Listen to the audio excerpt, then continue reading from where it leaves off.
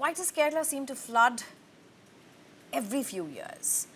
It's recurring floods and it's recurring landslides. It seems to be a cycle that's coming in now and again. Once again, torrential rain has left a trail of destruction, and this is in different parts of Kerala. This is floods as well as landslides. It's geography, it's climate change, it's the way the state is being handled. It's policy, it's action, it's a whole lot of things. But more than me talking about this, I would want to introduce my experts at this point who understand what's really happening on ground zero. I'm being joined by Thomas Lawrence, who's an environmental activist, as well as Dr. Roxy Matthew Cole joins us, who's a climate scientist. Thank you very much, climate scientist with Indian Institute of Tropical Meteorology. Roxy, what's happening, Roxy? Across Kerala, 2018, 2024, 2026, and a whole lot of years in between that as well. Severe flooding, landslides that's wreaking havoc.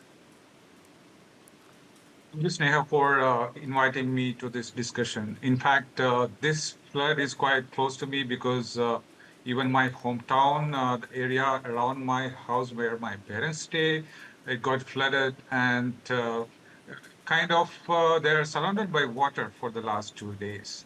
And if you look at how the rainfall manifested, it's quite different from the 2018 conditions. 2018 was like widespread flood across Kerala. This time, and at that time, the reservoir levels were around 90% or more. The season was running on a, above normal rainfall. And this time it's a monsoon of contrast that we have had so far. And we were looking at a long-term deficit. Kerala was about around 35%, more than 30% deficit. And all of a sudden, we got these extremes at different catchment areas. For example, places like Idukki, Wayanad, and parts of Kannur, Kasaragod, and all. We received extremely heavy rainfall about 150, some places close to 300 millimeter of rain. And this resulted in huge, landslides in some of these areas.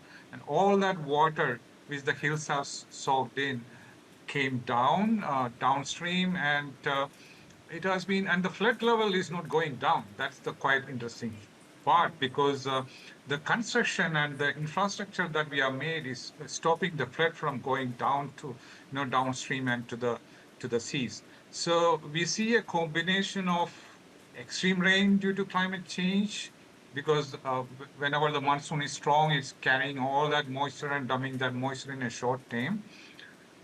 At the same time, which is being amplified by land use changes, land development, and how we have prepared the environment, which cannot hold this water. There are no floodplains. There are no. There is no open space for the water to sink in or flow out of. So that flood which is happening is prolonged than earlier. And also the landslides. If you talk about the landslides, Kerala about 50% or more of the geography, like you said, have huge slope. So if you have extreme rains over there, and if these slopes, some of these regions could be vulnerable because there has been deforestation going on for long time, land use changes as well. So a combination of this can, make these slopes and hills much more vulnerable. So when heavy rains come, these slopes or the hills cannot hold on anymore. So the rocks and the water, everything comes down as landslides. So we see such a kind of situation arising. Roxy, you were mentioning about your hometown. Where is your hometown? Pala, Varanganam.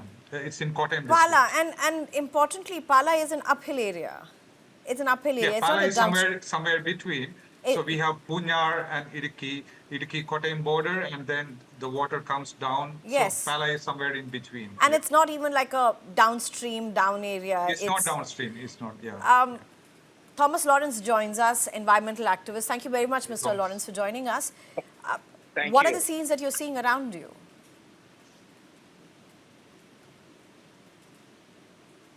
Mr. Lawrence, what are the scenes that Yeah. you're seeing around you? Basically, like in Techno Park, which is one of the big IT parks In here, Trivandrum, you that's the know, capital. in Trivandrum, we are advocating not to fill those wetlands out there. In fact, the National Green Tribunal has given them a 15 crore fine, which is the biggest fine for destruction of wetlands in India, I can say that. But still, they are, filling the wetlands, and in the name of development, they are doing all those stuff. So again, one rain, the entire thing is flooded. In Techno Park.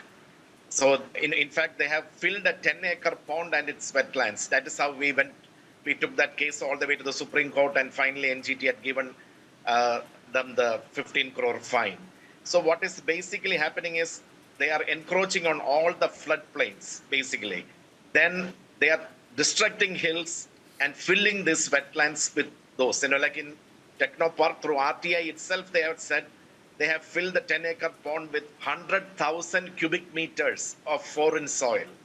So even yesterday also we have written, again to the Techno Park authorities, to the CEO, not to destruct, again this wetlands. Then we will have to go back to the court again. Both of you are from Kerala. Both of you have your own expertise. I want to ask both of you one question. There's optics, there's policy, and there's all sort of things. But then there is hard action, and there's policy that's intended to be turned into action.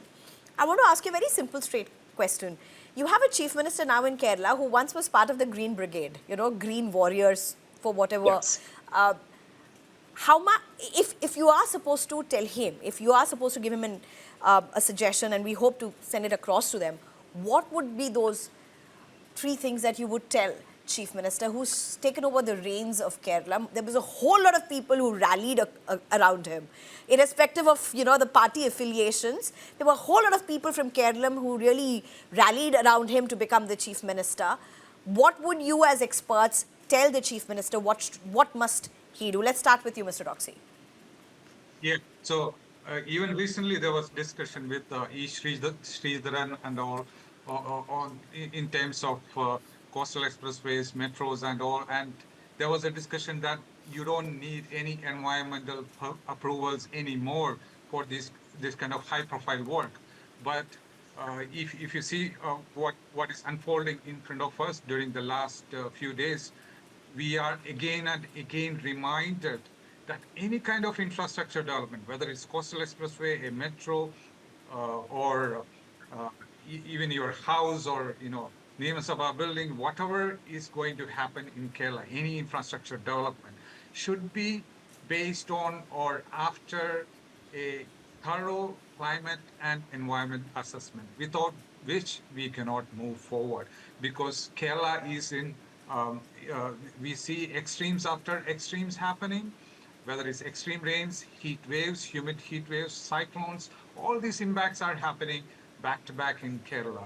And this is going to intensify further into the future. So if you are building any infrastructure, it should be after a climate assessment, after an environmental assessment. So that is the single but most important message that I want to give to the Chief Minister of Kerala. Thomas Lawrence. Okay. See, in fact, in 2017, when we started this Save Wetlands International movement, the first person we met was the current Chief Minister. So he was very warm, and so we keep in touch with them. But the major thing what I say is the State Environment Impact Assessment Authority. What they are doing is they are just giving clearances right and left without proper assessment, or in certain cases, for example, let me take a Wayanad tunnel. The subcommittee, the chairman of the subcommittee is a friend of mine. I cannot say his name, but I'm telling you, he is only an aquatic biologist. He is the one who has recommended for the Wayanad tunnel. And also the project proponent is an executive engineer, V.K. Hashim from PWD. He has, Form 1, he has said everything, no, no, no. That is how he is getting the forest, stage 1 forest clearance. With that stage forest clearance, he is coming back to the SCIA and asking for a terms of reference. Then based on that, the very last day, State Environment Impact Assessment Authority's term is over. that day early, like around 10 o'clock, they have a video conference and recommending this EC. And then, of course, they are saying the EC was given by the expert appraisal committee from the central government. Right. But based on this recommendation, only this has happened. And the EAC members has never seen the place. There never been a site visit by the EAC members. And they just, so same thing which is happening in several quarries, which is coming very close to the, National Wildlife Park or National Park. In a small print, they will say, before you start the project, you get the clearance from Standing Committee of the National Board of Wildlife. But nobody will get a clearance from there. They just go back to the panchayat, then they say Right. we got an EC. Based on that EC, they are given their activities get started. So Right. and there is no recourse. Right. I think Gujarat to Assam to Keralam, we're seeing, I can't call it unprecedented scenes of devastation. There has been devastation in the past as well. There's been flooding and landslides. But I think it's a recurring cycle. And Gujarat is, in a way, seeing something after a very, very long time, the way it's unfolding in parts of Gujarat. Heart goes out for what's happening in these places. Prayers to the people who are there. And I just hope science and policy and leaders, they really meet up, work this out. This is workable, needs to work if we really have to preserve our state and our country's future. Thank you very much, Thomas Lawrence. Thank you very much, Dr. Roxy Matthew. Thank you so much. Thank you.